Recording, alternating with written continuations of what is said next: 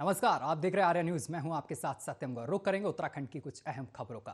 सबसे पहले बात करेंगे उत्तराखंड की किच्छा की। आपको बता दें कि उत्तराखंड के किच्छा से लगे हुए ग्रामीण क्षेत्र लालपुर में श्रम जीवी पत्रकार यूनियन और देवभूमि उद्योग व्यापार मंडल के सहयोग से टीकाकरण शिविर लगाया गया है, जिसमें ग्रामीण क्षेत्र के लोगों ने लाभ उठाया है। वहीं देवभूमि उद्योग व्यापार मंडल के जिला अध्यक्ष सचिन चावला ने बताया है कि अगर यहां पर टीकाकरण का कार्य सुचारू रूप से चलेगा तो यह टीकाकरण 1 से 2 दिन के लिए लगातार लगाया जाएगा। और वहीं मौके पर सांसद प्रतिनिधि विपिन जल्होत्रा भी यहां पर मौजूद रहे हैं। उन्होंने भी इस बात का आश्वासन दिया है। साथ ही आपको बता दें कि आसपास के सभी ग्रामीण क्षेत्रों को इस टीकाकरण का लाभ दिया जाएगा और जरूरत पड़ने पर ऐसा टीकाकरण आगे भी चलता रहेगा।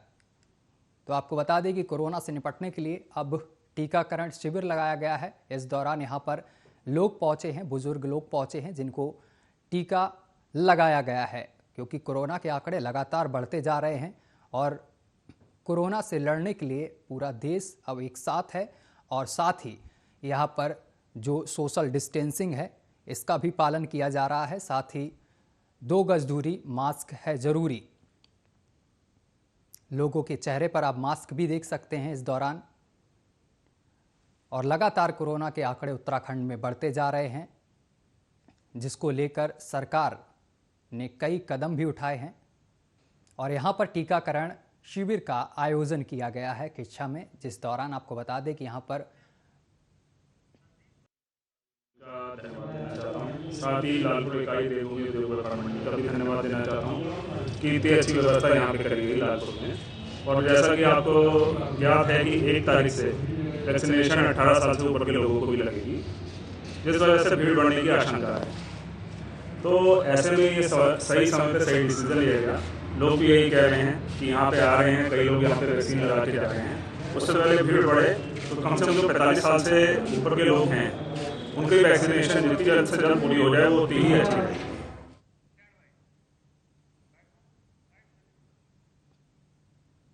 और खबर पर ज्यादा बातचीत करने के लिए हमारे संवाददाता संदीप बाजवा हमारे साथ लाइव जुड़ गए हैं। संदीप, टीकाकरण का आयोजन किया गया है, टीकाकरण शिविर का, इस दौरान कितने लोग वहां पर पहुंचे हैं? टीकाकरण का आयोजन जो किया गया था उसमें ठीक ठाक लोग पहुंचे हैं जी। मैं तो इस वक्त संदीप, लगातार कोरोना का ग्राफ बढ़ रहा है, तो इसको लेकर क्या कुछ तैयारियां की गई हैं? लॉकडाउन भी लगाया गया है, इसको लेकर क्या कुछ तैयारियां हैं वहां पर? देखिए, मैं इस वक्त मौजूद हूँ नैनीताल के पास से एक जगह है जोलीकोट, ठीक है। और लॉकडाउन की वजह लगने की वजह से इस वक्त जो समस्या सबसे तगड़ी खड़ी हो रही है, जो लोकल कारोबारी हैं जिनको 2019-20 में जब दिक्कत हुई थी, लास्ट टाइम कोरोना आया था, तो उस वक्त भी यहाँ पे पहाड़ के क्षेत्र के पर्यटन क्षेत्र में बहुत दिक्कतें आई थी। तो लोगों ने ये समझा था, जो कारोबारी उन्होंने ये समझा था कि कहीं ना कहीं हम इसकी भरपाई जो है दोबारा से कर लेंगे, या जब 2020 में कारोबार फिर से बढ़ेगा हम उस वक्त इस चीज को कर सकते हैं। आप मेरे पीछे देख सकते हैं क्या कंडीशन बनी पड़ी है यहाँ पर दुकानों की। नहीं तो इस सीजन में जो है लोकली ये सब एरिया जो गुलजार रहता है पर्यटन की वजह से, लेकिन सब दुकानें बंद है। तो उस वजह से ये मैं आपकी इस विषय में एक स्थानीय जो हमारे लोग हैं उनसे भी इस बारे में बात कराता हूँ आपको, तो आपको जानकारी मिलेगी। ये हमारे साथ मौजूद है यहाँ पे जो स्थानीय यहाँ की दुकानें हैं, तो इनसे मैं पूछना चाहता हूँ कि आपको कैसा यहाँ पे क्या सिस्टम बना पड़ा है कि लॉकडाउन की वजह से पिछले साल भी लॉकडाउन हुआ, इस बार दोबारा हो गया है, तो कारोबार में कैसा आपको लग रहा है कि डाउन आया है? किस हिसाब से आपको जो आपने सोचा था उसके बारे में क्या आपकी राय है, आप थोड़ा सा बताइए। पिछले साल तो ऐसा था कि मतलब किराया बंद हो गया था, लॉकडाउन ही हो गया था, पूरा कारोबार खत्म हो गया था। तो इस बार थोड़ी बहुत कुछ बंद रहा था, तो फिर 2 बजे से लॉकडाउन शुरू कर दिया। तो इससे जो है यहाँ थोड़ी परेशानी हो रही है। और क्या कहते हैं, जो आगे बढ़ा रहे दुकान में 2 बजे बाद बंद करना पड़ा हम लोग, उससे जो है बहुत परेशानी आती है। कहीं ना कहीं जैसे कि ये सारा एरिया जो पहाड़ी क्षेत्र होता है, ये दूसरी स्टेटों की वजह से सब चीजें आती हैं कि दूसरे स्टेट के लोग आते हैं यहाँ पे घूमने, जिस वजह से ये सब दुकानों के कारोबार चलते हैं। तो आपको उस चीज से क्या क्या मतलब चीजें आ रही है सामने जिस वजह से नुकसान हो रहा है? जो बाहर का जो पर्यटक आता था उसके साथ कुछ व्यवसाय चलता था इधर, और वो जो इससे बिल्कुल चौपट है ऐसा, और कुछ ऐसा तो कुछ रहा नहीं, फिर धंधा भी 2 बजे तक हमें कुछ बुरा बंद करना पड़ रहा है। तो ये स्थानीय लोगों की एक समस्या है, जो आप सामने देख सकते हैं। ये लोग हैं सब बैठे पड़े और भी लोग वहां ये पर आपके दुकानें साथ नहीं- मौजूद हैं, उन लोगों से बात करिए जी, एक मैं एक करके, इनसे ही क्या बात कुछ करूंगा। समस्याएं हैं उनकी। आप बताइए कुछ, क्या समस्या है आपकी? समस्या यहाँ पे बहुत कुछ आई नहीं होगी। एक टूरिस्ट आता था, वो नहीं आ रहा, 2 बजे तक का इन्होंने ऑर्डर कर दिया दुकान का, जबकि इसको या पूर्ण बंद करें या 5 बजे तक खोल दें, आज का बंद करें। तो ये गवर्नमेंट की जो स्थानीय लोग हैं वो चाहते हैं कि जैसे कि शाम या तो शाम 5 बजे तक खोले। अब दूसरी जगह से जब टूरिस्ट नहीं आएगा तो कैसे इन लोगों का भरण पोषण होगा, किस तरीके से कारोबार कर पाएंगे? इसके बारे में मतलब सरकार को, प्रशासन को इस चीज के बारे में सोचना चाहिए। जी संदीप, जिस तरीके से लॉकडाउन लगाया गया वहां पर है, तो क्या लगता है जो आंकड़े हैं उनपे कितना गिरावट हुई है, या फिर अभी भी उसी तरीके से बढ़ोतरी होती हुई जा रही है? आंकड़े देखिए, कहीं ना कहीं लगभग कोई इतना बहुत भरपूर असर नहीं नजर आ रहा है कि जिस हिसाब से लॉकडाउन लगा है कि हम कहीं से कोरोना का ग्राफ गिर रहा है या कुछ ऐसा नहीं है। बहुत ज्यादा माइनर होगा, 2-4-5% का फर्क पड़ा है। लेकिन क्या हो रहा है ना, एक चीज आप समझिए, उससे क्या हो रहा है कि आप 2 बजे तक कारोबार कर दे रहे हैं, लेकिन 2 बजे तक लोग जो है ज्यादा से ज्यादा भीड़ इकट्ठा हो रही है मार्केट में, जिस वजह से क्या है कि जो सोशल डिस्टेंसिंग का पालन कोई भी दुकानदार नहीं कर पा रहा है। अगर इसको कहीं ना कहीं या तो पूर्ण लॉकडाउन किया जाए या शाम 5-6 बजे तक किया जाए, जिस वजह से ये हो कि एक तरीके की भीड़ ना इकट्ठी हो, सोशल डिस्टेंसिंग का लोग पालन कर पाए, ये जरूरी है। जी संदीप, जिस तरीके से आप बता रहे हैं कि भीड़ एकत्र हो रही, इकट्ठा हो रही, जिससे कि कोरोना के चांसेस ज्यादा हैं, तो इस दौरान पुलिस प्रशासन की तरफ से क्या कुछ व्यवस्थाएं की गई हैं निपटने के लिए लोगों से? पुलिस प्रशासन तो आप समझ लीजिए कि 2 बजे के बाद भी लगभग छूटे हैं। जिस हिसाब का अगर लॉकडाउन का पालन जैसा करना चाहिए वैसा लॉकडाउन का पालन पुलिस प्रशासन नहीं करवा पा रहा है, जिसको करवाना बहुत जरूरी। जिस हिसाब से आप देखिए ना, लास्ट ईयर हुआ था तो प्रॉपर लॉकडाउन था, जिस लॉकडाउन की वजह से शायद हमने जो पहला कोरोना काल था उसमें लोग कम आए थे, तो इस वजह से क्या मतलब कम से मतलब कि कम मरीज आए थे इस चीज के। लेकिन इस बार तो बहुत ऐसी कंडीशन ही नहीं है कि कोई लॉकडाउन है, कुछ है। इसमें सिर्फ और सिर्फ जो है, जो लो लेवल के कारोबारी हैं, जिनका कहीं ऑनलाइन से कोई सिस्टम नहीं है, कुछ अपना दुकान का गुजर बसर कर रहे हैं, कोई ठेला लगा रहा है, कुछ किस तरीके का कर रहा है, उनके बारे में सोचना चाहिए सरकार को कि वो कैसे गुजर बसर करें। अच्छे लोग तो जो है, जो बड़े रेस्टोरेंट है, वो सब ऑनलाइन डिलीवरी कर ले रहे हैं, सब चीजें हो पा रही हैं। जी, छोटे व्यापार कहीं ना कहीं ठप होते हुए नजर आ रहे हैं। लेकिन संदीप, एक बड़ी बात यह है कि जो लोग जैसे कि दिल्ली में रह रहे हैं, वो लोग उत्तराखंड आ रहे हैं दूसरे राज्य से, तो उनके लिए क्या कुछ यहाँ पर तैयारियां की गई हैं? उनके लिए टेस्टिंग के लिए क्या कुछ इंतजाम किए गए हैं? देखिए, उसके लिए क्या है कि 72 घंटे की जो पहले से जांच होनी चाहिए, उसके लिए सब फॉलो अप कर रहे हैं। लेकिन बट क्या है ना कि जो मेन बॉर्डर है, जैसे कि जो उत्तराखंड से मेन आ रहे हैं, मान लीजिए कि अब रुद्रपुर से कोई उत्तराखंड में दाखिल हो रहा है, तो मेन रोड है, वहां पे तो इन्होंने पूरी वो कर दिया बैरिकेडिंग। लेकिन बट जो निकल से, जिसे हम मतलब देसी भाषा में कहते हैं कि चोर रास्ते, वहां से जो आ रहे हैं, उसके बारे में कुछ भी कहीं तक पुलिस का कोई शासन प्रशासन इस तरफ ध्यान नहीं दे रहा कि दूसरी तरफ से कैसे लोग होके आ रहे हैं इस तरफ। जी संदीप, और भी तुम्हारे साथ वहां पर लोग कई मौजूद हैं, उनसे बातचीत करिए इस बारे में। जी जी जी, मैं बात करवाता हूँ, आपके स्थानीय निवासी हैं, इनसे बात करवाता हूँ। जी, आप कुछ बताएंगे कि आपको क्या कारोबार में लॉस हो रहा है इस बारे में? इस टाइम सर बताएंगे हमारे। नहीं, आप कुछ बोलिए ना, आप ही कारोबारी हैं, क्या आपको नुकसान हो रहा है, दुकान बंद रह रही है, इस बारे में कुछ आपका क्या होगा कि पर्यटक ना आने की वजह से आपको नुकसान हो रहा है? नुकसान हो रहा है, घर में दिक्कत हो रही है, पैसा नहीं आ रहा। आप ये बात एक समझ सकते हैं कि क्या हो रहा है। मेन बेसिकली टिकट, ये देखिए और लोग भी हैं, ये इनसे ही पूछ लेते हैं कि आपका कारोबार यहीं पे ही है ना, इसी जगह? स्टूडेंट की टिकट का प्रकार हमारा खास का धंधा है। अच्छा, ये बिल्कुल 2 साल से ठप पड़ा है।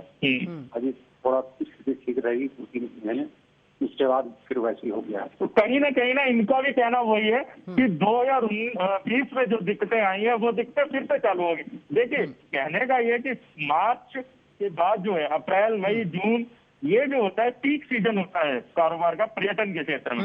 और कहीं ना कहीं हम माना जाए कि उधम सिंह नगर का उत्तराखंड का हम इसका समीकरण देखें तो यहाँ पे जो है उधम सिंह नगर और हरिद्वार क्षेत्र जो है जो प्लेन के क्षेत्र है, बाकी जितने क्षेत्र है सब पहाड़ी क्षेत्र आ जाते हैं, नैनीताल, देहरादून, मसूरी या अल्मोड़ा हो गया, बागेश्वर हो गया। तो ये जितने पर्यटन क्षेत्र हैं ये सब पूरे लगभग 80% के आसपास ये निर्भर करते हैं कि जब पर्यटक आएंगे तब इनका कारोबार बढ़ेगा। बट आज की जो सिचुएशन है इसके बारे में शायद सरकार नहीं सोच रही कि कुछ ऐसे कदम उठाने चाहिए कि इन लोगों का भी भला हो सके कि जो 1 साल के लिए पहले से दिक्कत में है, अब दूसरे साल ऐसी समस्या हुई पड़ी है, तो उसको कैसे भरपाई करेंगे, किस तरीके से क्या योजनाएं लेके आए, कोई नई नई योजनाएं होनी चाहिए। जी संदीप, इस दौरान जो लोग लॉकडाउन का उल्लंघन कर रहे हैं उनके खिलाफ किस तरीके की कार्रवाई की जा रही है? देखिए, उसमें क्या है कि अभी जो लॉकडाउन का जो उल्लंघन कर रहे हैं, पुलिस के हिसाब से ये कि प्रॉपर तरीके से माना जाए तो कोई चालान की सुविधा नहीं है, कहीं खाली ठीक है समझा उजा के भेज रहे हैं, लेकिन हमारे हिंदुस्तान की जनता है कि जिन्हें शायद समझाने से वैसा ना समझ आए, कहीं ना कहीं चालान का प्रावधान प्रॉपर तरीके से करना पड़ेगा, जैसा लास्ट ईयर किया गया था, ताकि लोग अपने घरों में रहें, सुरक्षित रहें। और संदीप, जो वहां पर ऑक्सीजन की समस्या है, अस्पतालों के क्या कुछ हालात बने हुए हैं इस दौरान? अस्पतालों के हालात ये हैं कि कहीं ना कहीं प्रॉपर तरीके से ऑक्सीजन, यहाँ सिस्टम ऐसा चल रहा है कि लोग जो अपने आप में सक्षम है वो लोग अपने घरों में एक एक सिलेंडर लेकर रख ले रहे हैं। और संदीप, इस दौरान खबर तो ये भी आ रही है कि कालाबाजारी का भी गोरख धंधा भी चल रहा है। कहीं ना कहीं आप समझिए, कहीं ना कहीं पहले जो ये सिलेंडर भरे जाते थे ऑक्सीजन के, 250 से 300 रुपए में भरे जाते हैं, लेकिन आज की जो कॉस्टिंग है वो 600 रुपए होगी। आप खुद समझ सकते हैं कि जस्ट डबल हो गया है उससे। ठीक है, तो ये इसे कालाबाजारी ही कहा जाएगा। बाकी किसी को सिलेंडर चाहिए तो उसके लिए बहुत एक्स्ट्रा कॉस्टिंग मानी जा रही है, क्योंकि रीजन कहीं ना कहीं एक ये भी है कि जो लोग हैं उन्होंने अपने घरों में स्टॉक भी कर रखे हैं सिलेंडर, कि कहीं इमरजेंसी जरूरत पड़े तो इसका इस्तेमाल कर सके। जी हाँ, संदीप, एक चीज जानना चाह रहे थे यहाँ पर कि लॉकडाउन के दौरान किन चीजों की छूट की गई है सरकार की तरफ से? जिसमें फल सब्जी की दुकानें हो गई या हमें डेली नीड्स की दुकानें हो गई, उसके अलावा नॉर्मली जो कार मैकेनिक हो गए हाईवे के स्थित है, इन चीजों की प्रशासन के द्वारा छूट है। बाकी सब चीजों की जो है इस वक्त छूट नहीं है यहाँ पे। तो संदीप, क्या लगता है वहां पर लॉकडाउन का असर देखने को मिल रहा है या फिर लॉकडाउन की यहाँ पर लोग धज्जियां उड़ाते हुए नजर आ रहे हैं? तस्वीरें दिखाइए आप थोड़ा अपने पीछे की। ये देखिए, अभी आज शाम की है, आप देख सकते हैं। फिलहाल तो अभी रोड भी खाली नजर आएगा आपको। जी, पीसीआर से कहेंगे थोड़ा फुल स्क्रीन में दिखाइए ये तस्वीरें। फुल स्क्रीन में दिखाइए।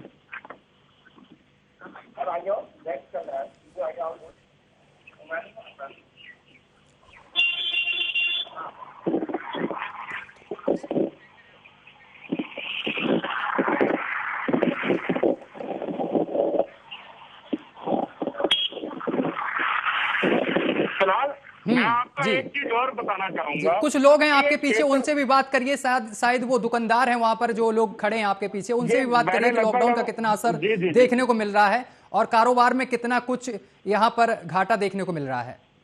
ये भाई साहब मौजूद है, जरा इनसे हम बात कर लेते हैं कि कारोबार में कैसा नुकसान आपको देखने को मिल रहा है जो इस वक्त लॉकडाउन हुआ है, उसका कैसा नुकसान है? ये पर्यटन क्षेत्र की वजह से नुकसान है कि पर्यटक नहीं आ रहे हैं, या नॉर्मली कैसा है, या आप चाह रहे थे कि 2020 में जैसा लॉकडाउन हुआ उसमें नुकसान हुआ, 2020 में उसकी भरपाई हो सकती थी बट नहीं हुई? इस बारे में प्रशासन आपके साथ कैसा रवैया रख रहा है, उस बारे में थोड़ा बताइए। नुकसान हो रहा है, 2020 में नुकसान हुआ था, किसमें थोड़ी सी भरपाई अब ऐसी हो गया। आप ये चीज समझ सकते हैं। ये फिलहाल जो सबसे मैं आपको एक जरूरी बात बता दूं, जो पहाड़ी क्षेत्र होता है, पहाड़ी क्षेत्र में टोटली लगभग आप लोकल अगर ये समझेंगे कि लोकल के जो लोग हैं वो बहुत कम संख्या में होते हैं। यहाँ पे लोग घूमने आते हैं बाहर से, जो पर्यटक आते हैं, जिस वजह से आप देखिए ये सब दुकानें जो बंद पड़ी हैं। यहाँ कभी ये होता है कि पर्यटक आ रहे हैं तो रास्ते में रुकते हैं, जलपान करते हैं, जलपान करने की वजह से इन लोगों का कारोबार चलता है। अगर आप कहें कि लोकल के लोग हैं तो पहाड़ क्षेत्र में लोकल के लोग वैसे ही कम होते हैं, कारोबारी लोग होते हैं, सिर्फ वही होते हैं। जी बिल्कुल संदीप, एक बड़ा अहम सवाल ये बनता है इस दौरान कि लॉकडाउन है और जो रोज कमाते रोज खाते हैं, जो लोग मजदूर श्रेणी में आते हैं, उनके लिए सरकार ने कुछ बंदोबस्त किया है खाने पीने का? देखिए, अभी ऐसा कोई भी बंदोबस्त नहीं है सरकार की तरफ से जो कि माना जाए कि यार जो लोकल डेली वेज में जो दिहाड़ी मजदूरी करते हैं उनके लिए कुछ ऐसा समझ में आए कि जिस वजह से कि वो कुछ अपना घर का गुजर बसर कर सके। हाँ। वो छोड़िए, उसके अलावा जो कई ठेला व्यवसायी होते हैं, कई छोटे छोटे कारोबार टिक्की मोमो के ठेले लगाते हैं, उनके साथ भी ये दिक्कत समस्या हो रही है कि उनके लिए भी सरकार को कुछ ना कुछ एक्शन प्लान सोचना चाहिए कि उनका गुजर बसर कैसे चलेगा। जी संदीप, जो लोग वहां पर बाहर से आकर रह रहे हैं उत्तराखंड में, उनके लिए कुछ प्रबंध किया गया है रहने के लिए? क्योंकि बहुत से लोग वहां से पलायन भी कर रहे हैं इस दौरान। फिलहाल ऐसा कोई प्रबंध नहीं है। जो लोकल ज्यादातर जो लोग हैं, लगभग आप समझिए जितने बस स्टैंड हैं उनसे लोग जाने की कवायद ज्यादा कर रहे हैं, इसलिए कि क्या पता कि पिछले साल जैसा लॉकडाउन फिर से हो जाए। अगर दोबारा लॉकडाउन हुआ तो जो लोगों ने पहले से दिक्कतें झेली हैं, उन दिक्कतों के लिए कैसे वो उसका पार कर पाएंगे, कि इसलिए लोग टाइम से अपने घर को पलायन करना चालू कर रहे हैं। सरकार द्वारा ऐसा कोई भी जो है सहायता नहीं उपलब्ध कराई जा रही है, जिससे कि जो लोग बाहर से आके यहाँ पे कारोबार कर रहे हैं, कारोबार से सॉरी जो नौकरी कर रहे हैं, छोटे छोटे काम कर रहे हैं, उनके लिए ऐसा सरकार द्वारा कोई भी प्रावधान नहीं है फिलहाल। अभी तक मतलब कोई भी प्रावधान नहीं है। संदीप, एक सवाल यहाँ खड़ा होता है कि जो स्वास्थ्य व्यवस्था है वो किस तरीके की बनी हुई है? लोगों को ऑक्सीजन बेड्स वगैरह मुहैया कराए जा रहे हैं या फिर इसमें भी अभी दिक्कत आ रही है? देखिए, अभी गवर्नमेंट ने नई गाइडलाइन की है कि जितने जो प्राइवेट हॉस्पिटल्स हैं उनको उन्होंने कोविड सेंटर के रूप में अपडेट कर दिया है। लेकिन अभी जो लोग हैं ना, आप देखिए अभी उधम सिंह नगर की आज की सिचुएशन है कि कम से कम 20 से 25 लोग खत्म हुए हैं जिनकी लाशें एक साथ मतलब जल रही थी। तो अगर उनको इलाज प्रॉपर नहीं मिला होगा या कोई दिक्कत हुई होगी तभी इस सिचुएशन तक वो पहुंचे हैं। जी संदीप, अगर पिछले साल की बात की जाए तो अगर एक भी पॉजिटिव मरीज मिलता था तो तुरंत प्रशासन की गाड़ियां वहां पर मौके पर पहुंचती थी, एम्बुलेंस आधे घंटे के अंदर महज पहुंच जाती थी। लेकिन इस बार जैसे कि वहां पर पॉजिटिव केस मिल रहे हैं ज़्यादा से ज़्यादा, तो प्रशासन की तरफ से क्या कुछ तैयारियां की गई हैं? क्या उनको इलाज मुहैया समय पर कराया जा रहा है या नहीं? जो पिछली बार का सिस्टम था मेरे हिसाब से बहुत बेस्ट था इस बार के सिस्टम के अनुसार, कि कोई दिक्कत होती थी, कोई कहीं कोविड पेशेंट आता था, तुरंत उसके हिसाब से उसकी ट्रैकिंग की जाती थी और जहां वो रहता है उस गली को सील भी किया जाता था, क्योंकि उसको कंटेनमेंट जोन बनाया जाता था। बस अभी तो कुछ ऐसा है ही नहीं, कहीं से लेकर कहीं तक नहीं है ऐसा कि लगता हो कि वाकई है कि यहाँ पे कोई कोविड पेशेंट निकल आया है। अब सिस्टम ये बना पड़ा कि आम जनता की राय ली जाए यहाँ पे।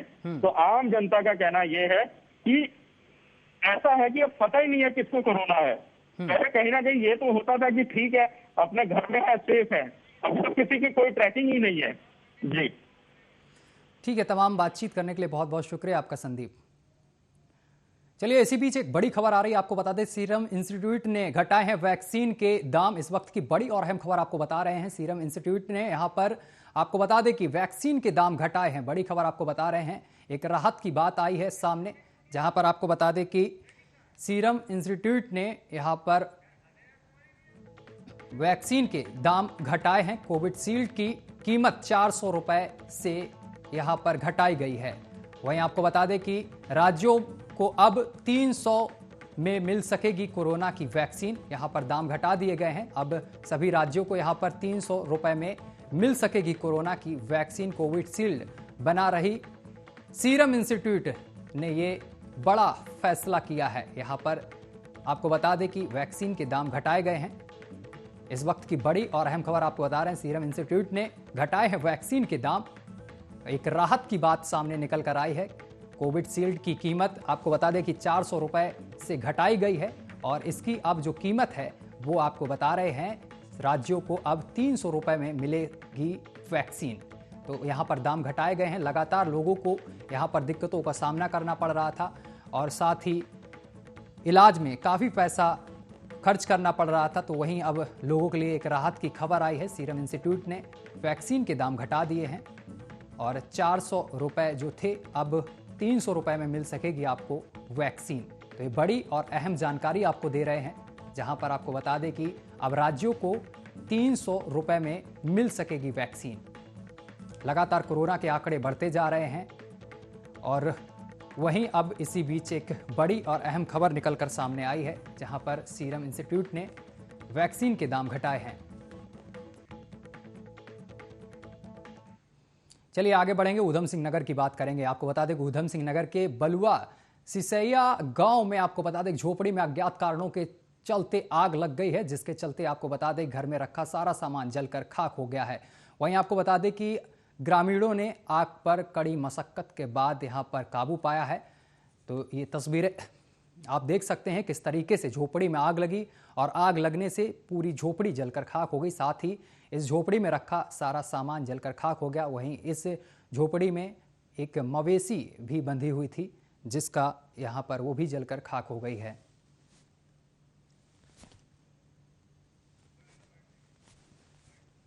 आग कैसे लगी? साहब क्या करें, सब लोग कारोबार में थे, बाहर थे, कोई घर में था नहीं और आगे लगी। अब गांव वाले पूरे जुटे, बड़े कोशिश किए बचाने के लिए डंगरों को। आप अपना जीव, बर्तन भाड़ा बर्तन, एक गैया जल गई उसमें। 60-70 हज़ार का हमारा बहुत नुकसान हो गया था। राशन पानी सब जल गया था। बहुत गाँव वालों ने कोशिश किया, मतलब आग नहीं आपका नाम? गाँव बलुआ। और बुलेटिन में अभी के लिए बस इतना ही। देश दुनिया की तमाम खबरें देखने के लिए देखते रहिए आर्या न्यूज।